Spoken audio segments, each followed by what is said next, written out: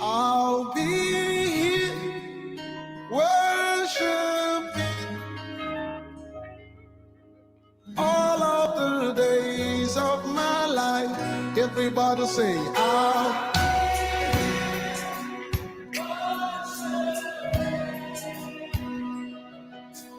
all of the days of my life. I'll be here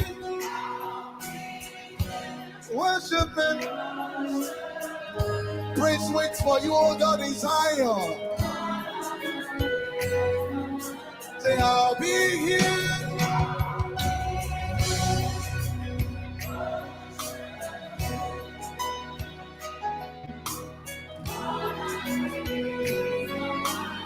Say, I'll be here.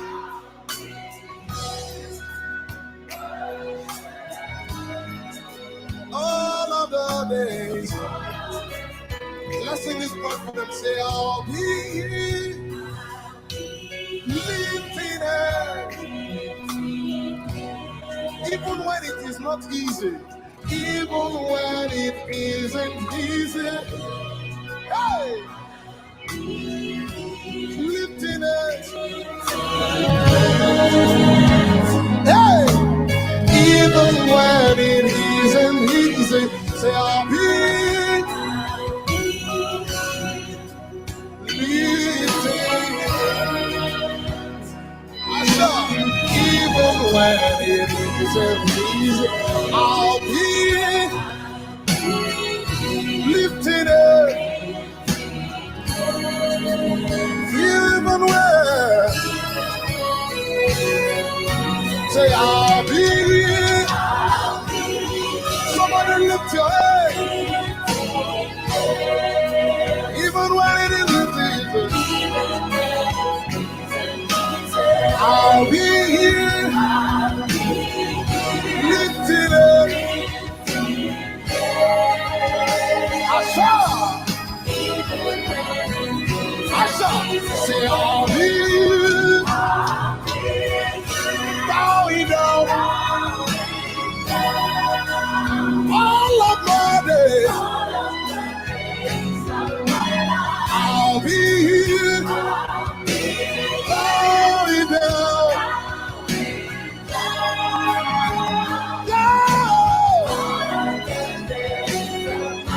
Say, I'll be here. Bowing down. All of your days.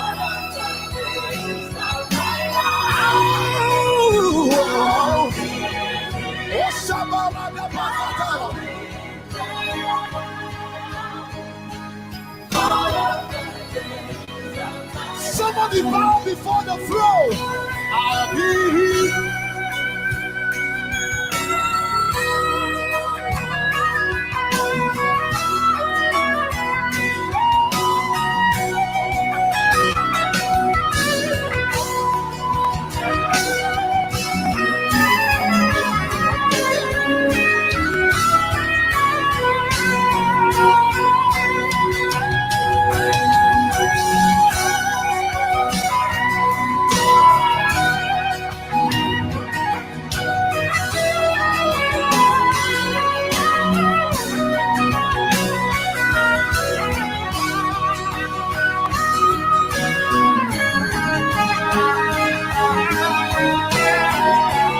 Lift your voice and say, I'll be here.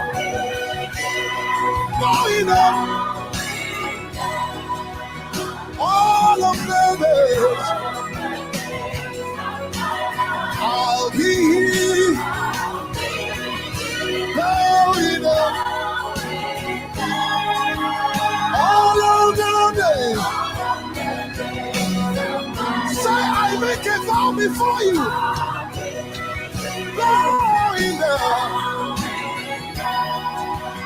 All of the days.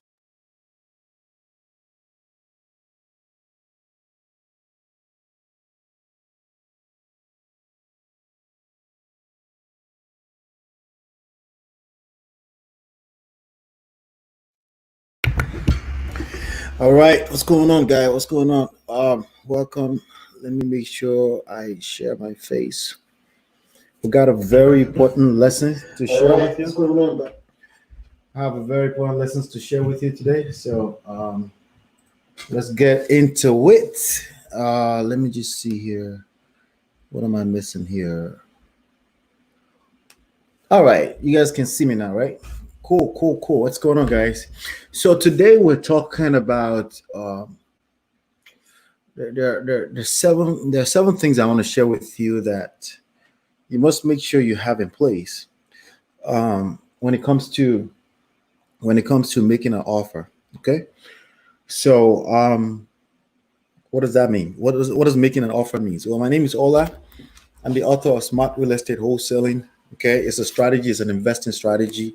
Please don't call yourself a wholesaler. It's terrible. It's just terrible. Wholesalers are basically people they're looking for a quick way to make a quick buck, and they're really never really looking for a way to learn the game and be able to build a business, sustainable business long term. All right, so I wrote this book called Smart Real Estate Wholesaling. You can download it for free at myEmpirePRO.com, or just go to smartrealestatewholesaling.com and you can download it from there. So you can at least, it's a book that you need to read 10 to 15 times. You will learn a lot if you read one time, but I'm just letting you know that this stuff is stuff you need to read over and over again until it becomes second nature to you. All right. So let's just keep that at the back of our mind. Today, I want to share with you 7 elements of an effective offer. Okay, what do I mean by offer? So if you're not familiar with real estate wholesaling, the idea is to invest in real estate with little to no money.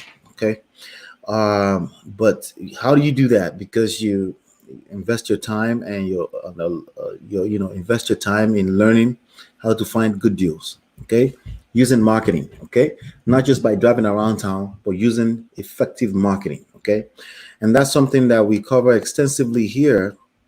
And if you're looking at this diagram right here, there's about 5 stages in the process, from data to contact to leads to contract to deals. That's essentially the flow right there. So the deals is where people need capital. That's where people need a lot of money for either down payment or actually for the acquisition of the property. But there's a lot that happens before that. And there are 4 stages of things that happen before that you don't need money to find those deals and lock them under contract in 4 different stages. So it's an actual skill set. So now when somebody raises up their hand and you've effectively marketed and did set up an outreach campaign to distressed homeowners, distressed properties and stuff like that, and you found a deal, and then you found a lead, a person that may want to sell, right? So you have to negotiate, and then you want to make an offer.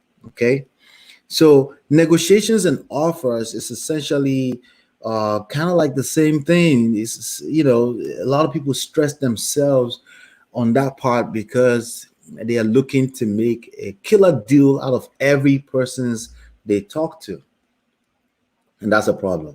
Okay, that's where the problem comes in, because the truth of the matter is that there's always going to be a percentage that are not interested, even if everything lined up. They're not interested in selling a deal to you.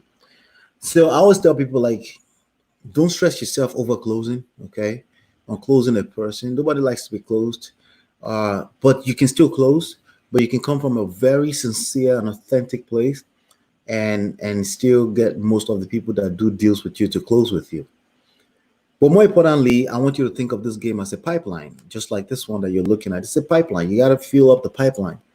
Because again, not everyone will be interested in doing a deal with you. Not everybody will be interested in doing deals with you. So even if everything lined up, even if they were about to lose the property, once you do this game long enough, you're going to find people that they're about to lose the property to foreclosure tomorrow, and they told you to your face, like, I'd rather lose that property than sell to you. That's going to happen if you do this game long enough. Okay. However, there are going to be times that you'll be like, I spent little to no time on that. And he accepted my offer, and we're about to go close. And there's going to be time that you're going to be like, you know what? I spoke to him like 2 months ago. And he suddenly, I just got that kind of call, like literally like 2 hours ago. And the guy was telling me like, listen, I just want this contract to expire over here with the realtor, but I'm accepting your offer. I'm still seeing your contract. I was like, okay, let me know when you're ready.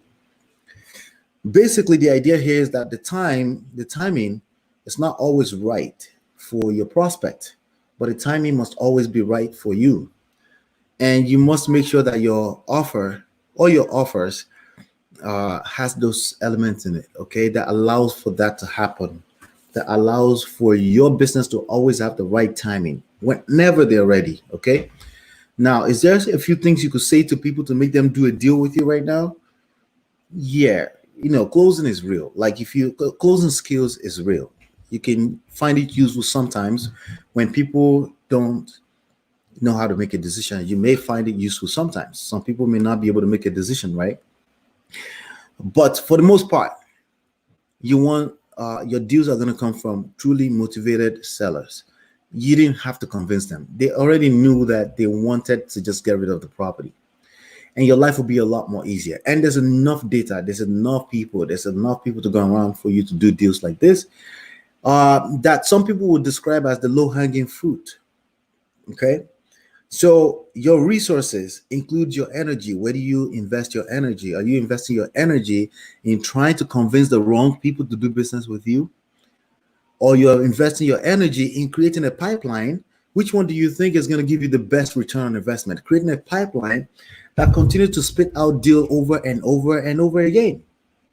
Okay, I'll tell you right now, the best place for you to spend your energy is always going to be in creating a pipeline, because the pipeline continues to serve you long after long after you actually do the work. Okay, and the idea of this game is really residual income, residual results. That's how you do this profitably. If you do this on the basis of you're just going to do everything by yourself, you're going to fail. You don't have enough resources or energy to do the business consistently like that. You just don't. But when you build a pipeline, you learn how to collect data, right? You put systems and processes in place, right? This game will pay your family long after you're gone. And that's what I want you to learn. And that's what this whole lesson is about. So there are 7 elements that every offer must have. And I want to share that with you today. And hopefully it serves you. Hopefully you'll find it useful at some point. If you don't have a pipeline, meaning you're not generating leads consistently for your business, this lesson is probably presently useless for you, okay? But you should learn it anyway, because once you start generating leads, which you can learn at just go to 11dayschallenge.com is a great place to start from, right? Once you start generating leads, you will find it very useful, because it helps you when it comes to conversion rate from leads to contract. Okay. All right. So you're going to present an offer that will turn a lead to contract, right? So your conversion rate, your lead to contract conversion rate. If you don't know what I mean by that, you should go watch yesterday's episode, which is from data to deals, episode 039. Okay. But a lot of people lose a lot of money here. Okay. They lose a lot of money here. They generate leads, but they're not converting those leads into contracts. Because probably they're trying to close everyone on the phone, but in this 7 elements right here, you will see why that is happening a lot. All right, so let's get through it. So like I was saying, 7 elements of an effective offer. The first thing is you always want to ask them upfront, what do you want for the property? Okay, it's very important to ask them, what do you want for the property? Why? Because you may not have to do as much work. Okay. If you know that how much they want, like, I don't know, just give me an offer. Or if they say, I want 20 grand for it, and the property is worth 80 grand, 90 grand, you want to make sure you give them a contract right away, and you don't want to bother about anything else. You don't have to worry about any of the other 7, the last 6 of these 7 elements. You don't have to worry about that. So always ask the question, what do you want first? on the text message. Keep it text message. Unless somebody is not responding or say, hey, do you mind if I call you or anything like that? Honestly, keep your conversations text messages because people are more comfortable. They can answer in their own time. Plus, the text message represents a pipeline.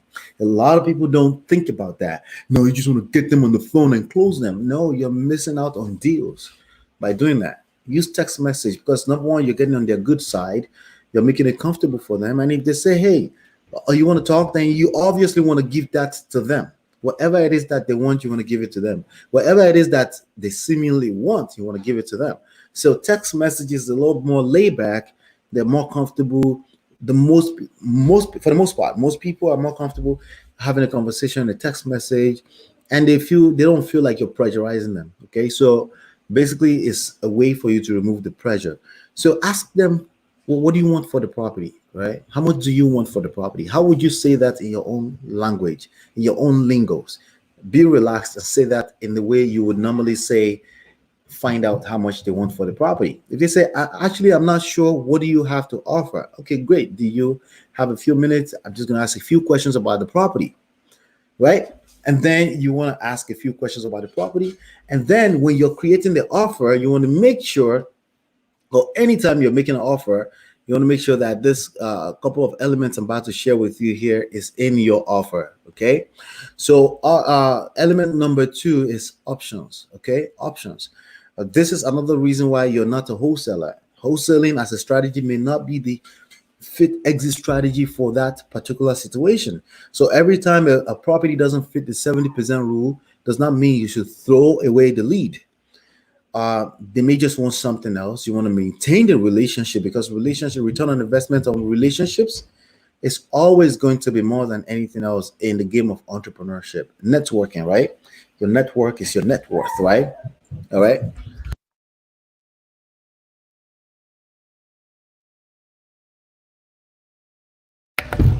All right. So sorry about that.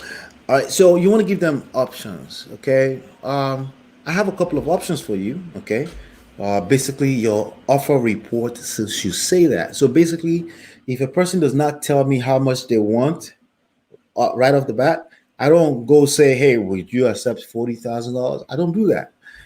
And a lot of people are not teaching you this. I'm going to teach you that right now. I don't do that. Number one reasons why I don't do that. I don't have the time to be negotiating on the phone with people. I also don't gain it. I don't get the level of respect I could get by trying to give them an offer on the phone. Some people will even try to intimidate you and say, "Hey, just give me an offer. You should know you're the one that want the property. Give me an offer." You should never fall into that pressure, ever. Okay, you should never fall into that pressure of I gotta give them an offer right now. No, you don't have to do nothing. You don't have to do shit right now.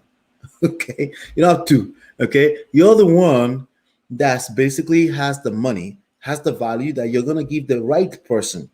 If it's the wrong person, they're not going to see a value in a conversation with you, in which case, you basically should jump through number 7. I'll share what number 7 is with you in a second. Okay.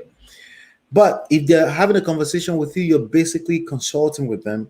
You're finding data. You're data finding. Basically, you're collecting facts. Okay, about them. And there's a different topic entirely for that. But essentially, you want to make sure you understand how much they want. Why are you selling? How soon do you need to sell? Those 3 questions need to be answered. Okay, in your conversation. But once you've had that conversation, you collect all the data, don't get under the pressure that you have to give an offer right now. Okay. Some people say, oh, yeah, but another wholesaler might get there before you get there.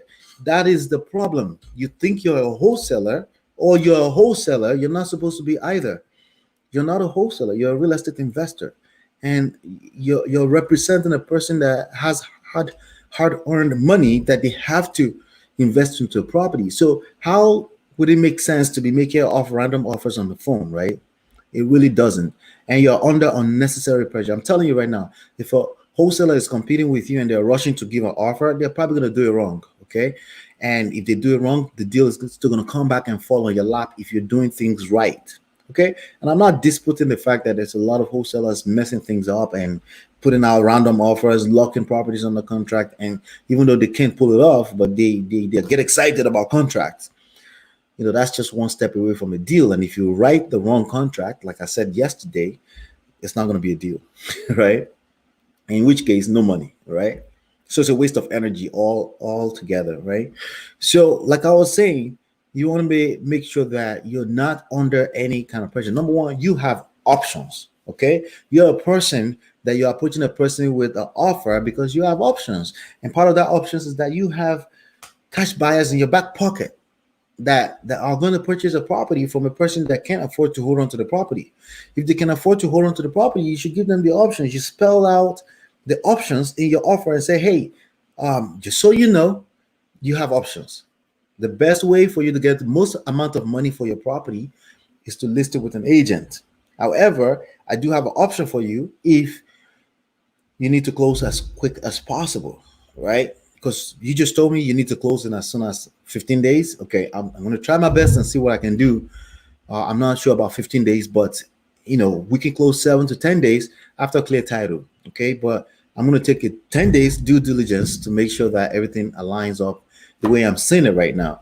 Is that okay with you? Yes. Okay.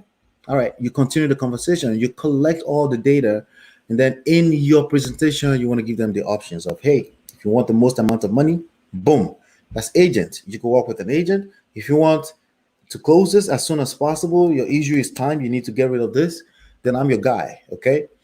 If they're motivated, they will talk to you. If they're motivated, the exit strategy may not even be wholesaling. It may be a sub to, a subject to, a lease option. It could be it could be like 5 different things. Okay. But you want to make sure they're motivated, because if they're not motivated, doesn't matter how much equity is in the property, doesn't matter how much foreclosure they're facing, the deal is going to fall apart at some point. So you don't want to waste your time, resources, energy on people that are not motivated. So you have options and you must act like that, and then you give them options. Okay. So you have options, meaning you can walk away. You have a lot of leads in your pipeline that you can go back to, right? And continue to find the right people, and you can walk away, and then you give them options. Say, hey, you got options. When you give them options, it makes them feel like you're not desperate, right? So if they feel like you're desperate, uh, they're gonna smell the bullshit and walk away from you, basically. Okay. And the way they do it is not always deliberate. It could just be let me think about it. When people say let me think about it, it's because you've already pressurized them. When you make them feel like they don't have time to think about it because you have options, right, you're in a better position. So basically, you want to make sure you have options. You want to make sure your offer present options so that you look less desperate. Hey, let you know the most amount of money you can get for this is when you have time, you fix up the property, you list it on the market. Spell it out. Some people say, oh no, I'm scared I'm going to lose the deal. They're going to go list it with the realtor. And you should have a pipeline that's unlimited with options of leads, the right leads that would not go all the way through stage 4 and then can't close. What's the point? Right? You just waste energy. Okay. Number 3, 4, and 5 is going to fall in kind of like the same category. So if you didn't get something that I really want you to get out of this, don't give verbal offers on the phone. Don't. Avoid that. Okay. Let them tell you how much they want, and then present an offer, properly presented offer. So what does that properly presented offer look like? Well, it could be an email. Okay. It could be a PDF that you type out up properly on a letterhead, right? And it's a PDF, and it says the options available to them, and then it says your offer and why you're making that offer. Okay. Why are you making a low ball offer? It's not going to be called a low ball offer if you make the offer properly, because the offer will factor in for business cost, money cost, closing cost, holding cost, right? All of those things that makes up that 35% equity space that you're looking for in that deal, right? All those things make that up, right? Money cost, because money costs money, right? Holding cost, business cost, holding cost, like for as long as the property is in your hands or the hands of an investor, somebody's paying money in the form of insurance, property taxes, fixing up the property, somebody broken, like liabilities and stuff like that, right? There's cost associated with that. But when you spell it out in your offer and say, hey, this is what it's going to cost us, business cost is the cost of you doing business. They understand that. It's not going to show 30 grand, right? It's going to show what it's going to show. There's a way to do that, right? But the idea is that you're actually in a legitimate business and you spell that out in a 1 page or 2 pages offer letter, and you say, this is my offer. All right. So a couple of things need to be on the offer. Okay. But that's the offer report. Remember, the offer report will have options. Okay. It will not say if you're on step one, which is the first element that you need to collect, and they told you 20 grand, and the 20 grand is under what you could pay for it, just send them a contract. You don't have to send an offer. You send them a contract and have them sign it and get to work. You could basically jump through everything like that, right? But for the most part, you're gonna have people that think they have a gem, they think they have diamonds in their hands, and your offer will basically put them in the right position. Okay. And that will take time. Some people will call you back right away. Some people say, how do we move forward? Some people will call you back 2 months later. Some people 2 weeks later. But it's a pipeline. You just want to have as many offers like that as possible. But if you put yourself under the pressure that you must make offers on the phone, first of all, you're making offer into blank air, vacuum. It disappears, it dissipates, and nobody's keeping track of that. But when you send an offer into someone's email in the form of a PDF report or letter, they hold on to that. They hold on to it. You educate them. You can even send them some comparables that you see in the area. That's how you stand out. That's one of the ways you stand out in this marketplace. That's how you tell people you're not a wholesaler, you're an investor. Okay, that's what sets the players apart from the losers in this game. Okay, number 3. Okay, let's jump to number 3. So number 2 is options. Make sure your offer has options. And one of the offer options is, hey, you can go list it with the realtor. If you want to work with me, this is the cost. There's options. They have options, right? So they don't feel like you're putting them under pressure. You're not desperate. Okay. So what that does automatically makes them the desperate one. And that's the position you want them to be in. Motivation, right? If they're the right people, of course. Some people are just gonna be like, oh, it's good that you didn't waste time with them. And you will see here in number 6 why it doesn't matter why it didn't matter if you wasted time or not. You didn't waste time because you could create templated reports that you send out all the time. All right, so cool. You want to be the cool person, right? So again, there's nothing cool about acting under pressure and feeling like you have to make an offer on the phone. Like, nobody wants to work with the uncool cat, right? Everybody wants to work with the cool person, with the cool lady, the person that doesn't have pressure. Again, like I said, right? Number 4, calm, right? You're having a conversation. You're not reading script. Scripts are okay. They're cool. I think successful people script everything they do, right? This is why watching YouTube videos and watching a zillion YouTube videos, it's just never going to be good enough. I can give you some pointers. You can get some value in betweens here. But if you really want to take this serious, you need step-by-step scripted program that you can follow to help you track where you may be missing stuff, right? So, but even my channel is probably the best out of all the channels that teach this stuff. But because I take the time to research what I'm teaching you, plus the stuff that I practice in my own business, right? But scripts are cool, right? Because you get to script like anything that's successful in life is scripted at some point. Even reality TV shows, a producer is scripting something, maybe not exactly the words that are coming out of the people, but exactly who they're going to put in what scenes so that it can spark off a conversation that will create ratings. All of that is called scripts. Okay. So if you're going to have anything successful in life, I don't just wake up and say, I'm going to do videos today, right? Everything is planned. It's planned. There's a reason. There's a return on investment. There's a reason why I do this. There's a certain amount of value I'm trying to get out into the marketplace. And I know my limitations. I know what kind of audience I reach. I know that I probably don't reach people that are trolling on comment areas, right? Because I'm not like sensationalized situation, right? That's all strategic. That's all part of the script, okay? It is not like I haven't thought about all these different things. They're just some things that benefits me and some other things that don't benefit me, okay? So I would rather stay in my lane and do what I do best because it's the best return on my investment, okay? And you want to do the same thing for you because for you, there's something unique about yourself, but you got to have a script to follow. You got to follow something, some kind of guideline or something like that, because that helps you track your progress so that you can do it over and you can rinse and repeat over and over again, all right? All right, so Thank you for that, BMB. Thank you. So I appreciate that, bro. All right, so let's keep going. So calm. You want to stay calm. You want to be, if you're going to do any kind of negotiations with anybody, present an offer. First of all, I rather not negotiate in person, okay? But I will if I have to. If I have to negotiate with people, I will. But negotiation is much more of listening anyway, okay? But I feel like in this game of real estate investing and presenting offers and finding deals is really about staying calm. And the calmest way you can present an offer is to not disturb the energy of the offer. Put it in an email, send it out, and send a quick text message. Hey, check your email. I sent you an offer. Hopefully, we can work together. Let it go. Go back to your pipeline. Calm. Okay, that's the other elements that you need in there, and obviously collected. So, what do I mean by collected? I know it sounds cool, right? Cool, calm, and collected, but it's real.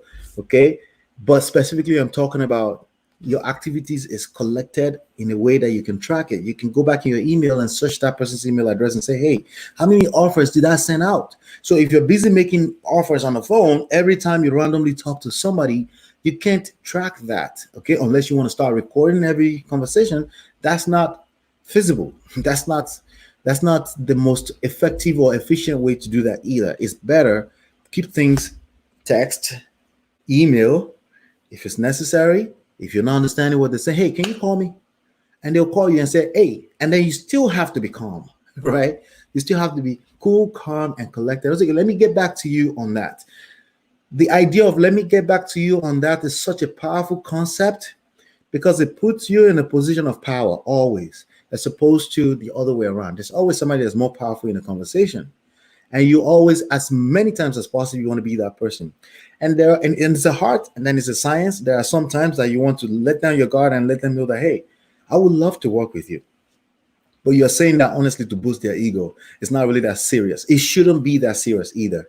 You're just trying to boost their ego and say, hey, I would love to work with you, but this is where we need to be at, right? And this is why we need to be there. So if you have all those things in place, you won't feel like you're taking advantage of a person because you're not taking advantage of a person. You're trying to do a business that's going to be profitable for you, but serve another person.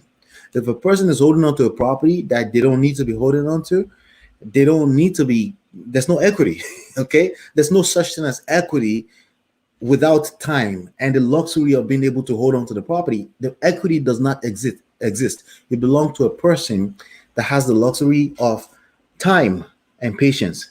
Okay, that's what equity is. Okay, equity is not the same thing as cash. Or you can't just run to a bank and say, hey, I got $50,000 equity in my property. Can you give me $50,000 right now? No, it doesn't work like that, right? They're gonna be like, there's a process. You can fill out this application. We'll get back to you in 2 weeks' time and let you know where we are. We got to check your credit. There's a process. There's time, patience, process. Without those things, there's no equity. So it's useless when people start saying, yeah, you're taking advantage of people. First of all, you don't have time to respond to people like that because you're not going to be the one to convince them. They already made up their mind. But you should know also from a belief system standpoint that you're not taking advantage of people. You're doing a business because you're serving. Okay. All right. This is the number 6 that I promised you. Your offer must have your contact information, right? So by default, if you're sending an email, that's your contact information because they can reply to you. But you must label your name and your phone number, your email address on every page of the offer report, as well as inside of the email, as well as a report. I prefer that you create a PDF in a Google Doc as a 1-page or 2 pages offer and send it out and nice words and just send it out with your contact information. Because sometimes folks will go print that out and hold on to it. Sometimes for weeks, sometimes for months, and they will still come back. So if they print something out and they don't know how to search in Gmail for your address, now it's doomed, right? But if they have your email address on it, they can go in and search your email address or give you a call or send you a text message because you want to make it clear, text or call me, right? On those reports. But basically you want the offer to have the offer to have your contact information so they can reach out to you when they are ready, when the timing is right for them, because the timing in your business is always right. All right. And last but not least is next. Okay. That's it. All right. The embodiment of the offer I just gave you has next in it, meaning you're not dependent on them. It's completely up to them. You give them all the options to work with you, but in reality, you are also generating leads. You're generating leads, and you don't have a situation where you don't have leads calling you, because what happens is that if you don't have leads calling you from time to time, steady outreach campaign consistent that you're doing and having leads in your pipeline, if you don't, you're human like everybody else. You're going to be desperate every time somebody calls you. You're going to be like, this is a deal. And then when you do that, we have incredible radar for bullshit. They can smell that. They can smell it, like, this one is desperate, I don't want to deal with you, and you're going to lose quite a few deals just off of that energy.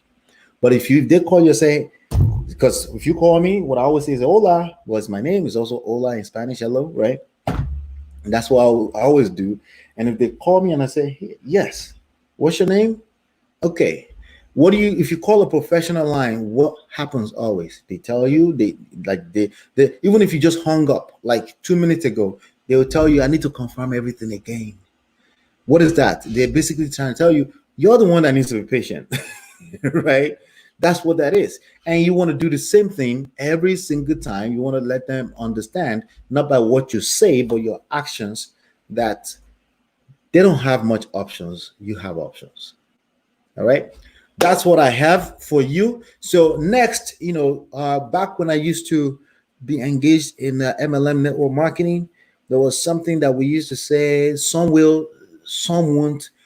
So what next? SW, SW, SWN. That's the attitude you want to carry. It's not arrogance. It's actually the best way for you to serve people, okay? Because you can't serve them if they feel like you're desperate and they decide not to do business with you. Then you end up not serving them, okay? You end up not serving anyone.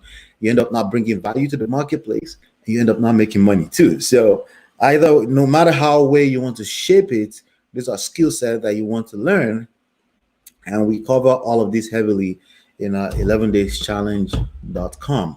So if you're not a part of the 11 days challenge, uh, as far as I know right now, it's a one-time fee, so there's no monthlies. So go check it out if you're brand new.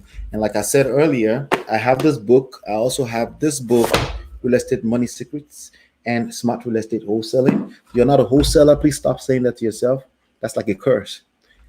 Wholesaling is one of your exit strategies, just one. Okay, there are many ways. You are either a marketer or you are an investor. Okay, everyone on planet Earth understand what those things mean. Okay, wholesaler is like, sometimes people will call me and say, "Oh, are you a wholesaler?" And they're like a seller. I'm like, you know what I say? I said, what is that? He's telling them, what is that? Or some guys that told me they're gonna try to help me sell my house, and like, is that like an agent? Like, no, not really an agent. I'm like, oh, that's a little weird. The only people that can help you sell your house are agents. The other people are investors, people that have intentions to, maybe they are part of a network that buy houses, or they have intentions to buy it themselves. Those are the people that I know. But yeah, I don't know what you say it again. Oh, wholesaling. Oh, wholesaling. I mean, wholesaling houses. That's interesting. But anyway, so tell me, what's the story with your house? Right? That's where you need to be in this game. The people that understand what I just said are the people that are making money in the game. Everybody else are just basically hustlers. And another name that I'm not really a big fan of is hustler. I'm a hustler. Okay, you're Jay-Z. Let's keep it professional, meaning let's deliver real value. Let's have system processes in place, things that we can repeat over and over and over again predictably. That's what we need to be working on. Okay, hopefully you've been enlightened and educated. I will see you on the next one. Peace.